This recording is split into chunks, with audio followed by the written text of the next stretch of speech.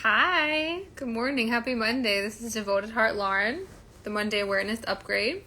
So, if you haven't tuned in a little while, or if you're not familiar, I've been going through in these Monday talks the 5 yama, and then I'll go through the 5 niyama. So, these are the foundational philosophical practices of yoga.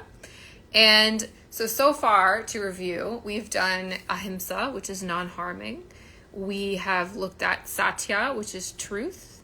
We have looked at, last week, asteya, which is non-taking, the practice of gratitude and tuning into abundance.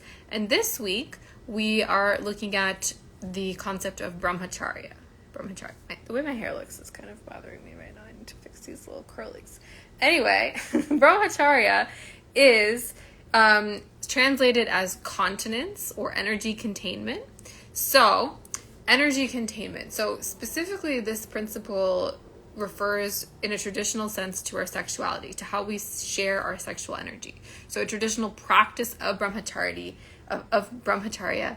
is abstinence, not having sex, not sharing your energy in that way. Because the idea is that the second chakra energy is very sacred and that it's for all of our creativity and all of our vital force and not just sex. So if we use it in that way, sexually, we're depleting our batteries, okay? We're draining our charge. So we want to keep our batteries fully charged so that we can be vital in the world, so that we can create, so that we can do the things that we really want to do in a bigger picture and not just engage in a very temporary physical indulgence, okay? So personally, I'm in favor of all things, right? I'm in favor of really experiencing our body in its fullness in this lifetime while we have it. It's a vehicle for the soul, but it's also divine in and of itself. So I'm not going to tell you not to have sex or not to indulge in the ways that you enjoy, that feel good and that are uplifting.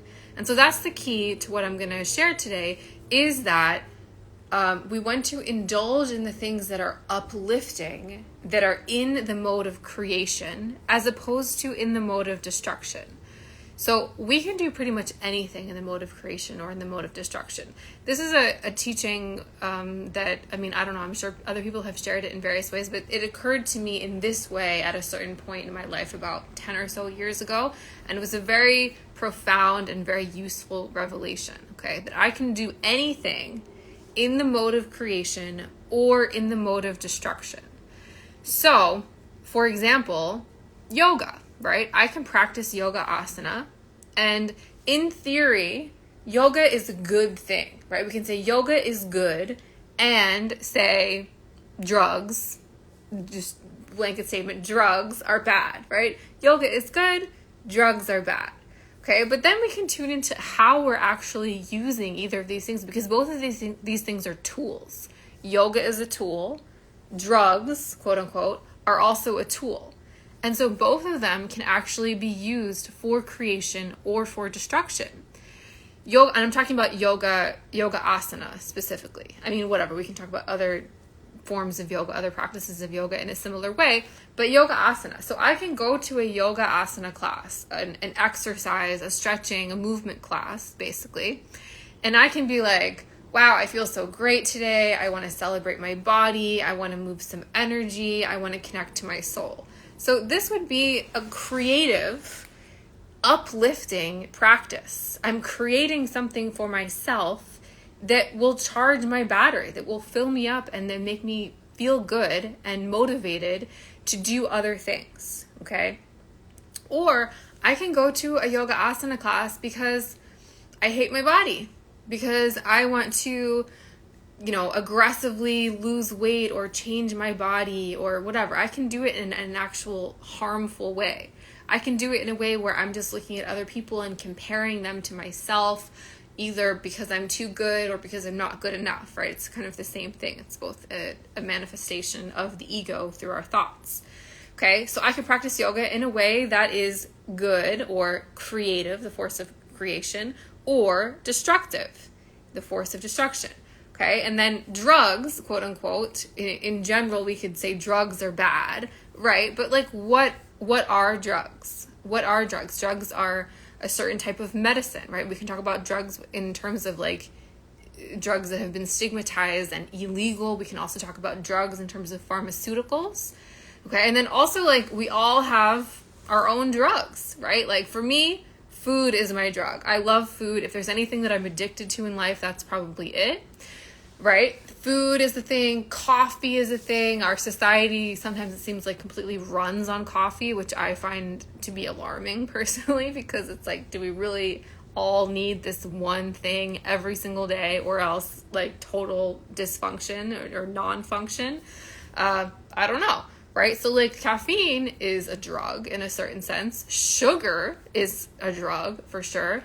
Whatever it is that you use to change your state, okay, whether it's for the better or for the worse, that can be considered a drug. So we can use substances in a way that is really uplifting, in a way that is in the mode of creation, and going to allow us to connect to something deeper, to connect to the divine, and move forward in a really useful way in our lives, right? So if you are feeling whatever, really lethargic, really depressed, really lacking energy, and you have a little bit of coffee, just enough coffee to get you moving, to feel invigorated, then I think that that's in the mode of creation, right? But if you have coffee just in a totally unconscious way, because I wake up, I have my coffee, that's what I do every single day, and you're not aware of really what it's doing for you in a positive way, how it's affecting you, and maybe it has a bunch of negative side effects, and you have to kind of like weigh out the benefits versus the negatives or the risks, then maybe this isn't so much in the mode of creation. Another example, alcohol. So especially in the yoga spirituality world, alcohol is very much demonized and stigmatized. Like, okay, don't drink, whatever, in order to maintain purification of your body, in order to maintain the spiritual connection. That's all fine if it actually works. But if you are going to indulge, if you are going to drink alcohol, let it be in the mode of creation, right? So I can have a glass of wine, and I really love wine. I don't have it all of the time, and when I do have it, I try to have just enough where I feel good. I feel what I want to feel. I feel like I'm enjoying the grapes, the flavor, the experience, all of that. And then when I feel that I've had enough, I practice stopping, right? And we all don't succeed at this sometimes. We all go past the point where we have been in the mode of creation, and then we go to the mode of destruction. So I think of it like this upside down parabola, this curve. So, okay, I'm enjoying, and then I get to the pinnacle of enjoyment, and I have the option to stop, or I have the option to continue, and then you start going down, down, down into the mode of destruction, and you actually end up feeling worse, right? You actually end up feeling less connected, less productive, less creative, okay? So being in the practice of staying in the mode of creation, I think is the key, or a key, we can say a key that has worked for me in managing your energy, and also in managing how you wield the tools that we have available to us in this world, right? So all the things are tools. Yoga is a tool, meditation is a tool, wine can be a tool if it really makes you feel connected, if you really love it and you practice using it in a way that is uplifting. Drugs can be substances that are tools to help us stay in the mode of creation. Our sexuality can really help us to stay in the mode of creation. It is ultimately the most powerful creative force that we have physically as humans.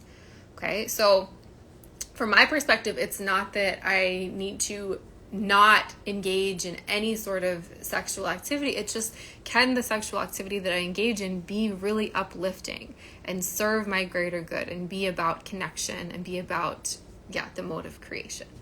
So I hope this was helpful. I would love to hear in the chat what this brings up for you. If you agree, if you disagree, feel free to share. Is there a particular substance that you have a specific relationship with that you'd like to share? I'd love to hear that.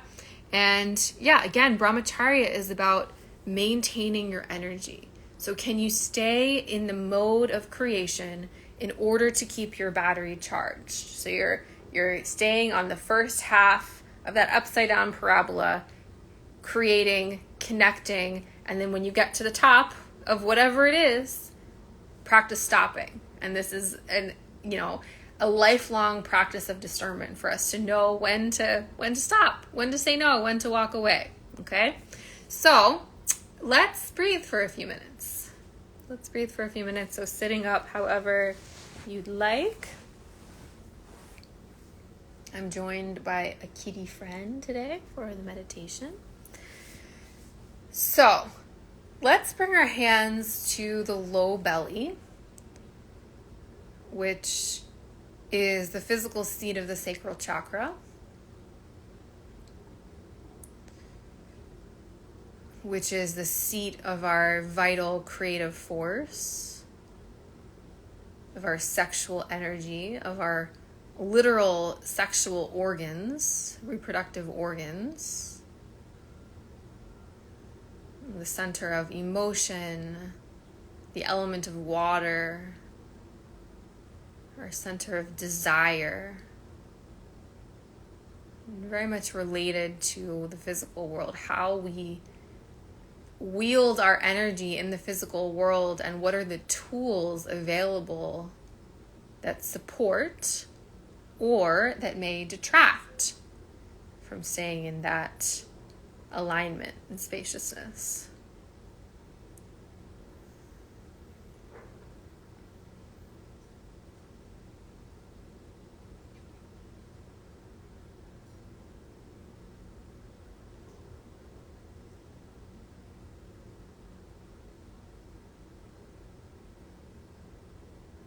And so how can you keep your batteries fully charged today?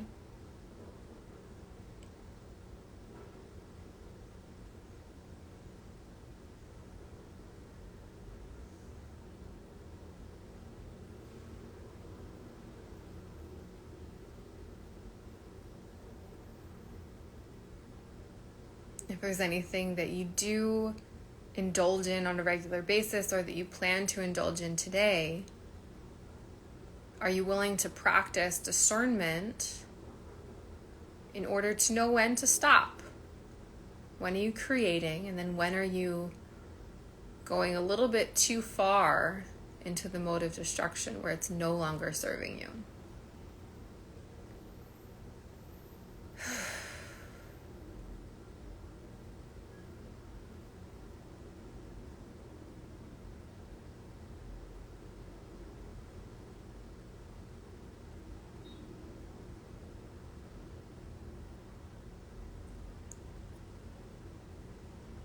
Let's take 3 breaths into the low belly, into the pelvis, into the reproductive organs.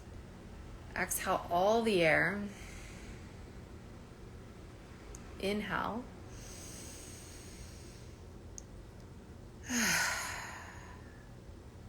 Again.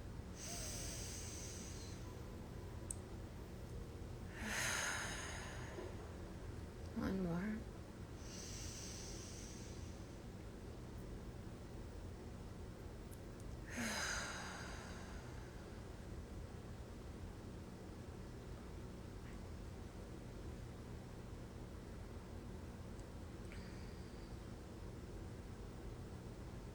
Let's close with the sound of Om.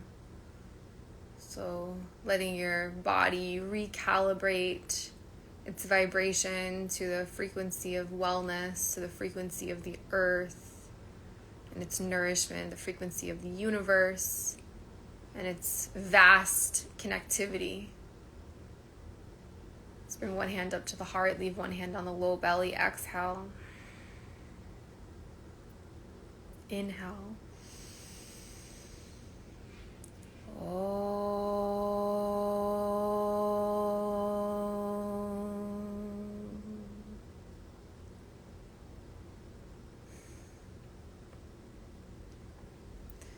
All right. Thank you all. This is a teaser for my upcoming Live Your Yoga Transformation. We start in October. I'm going to start to introduce it more specifically in the coming weeks. But if you're interested, drop a comment or reach out to me in the DMs. Have a beautiful Monday.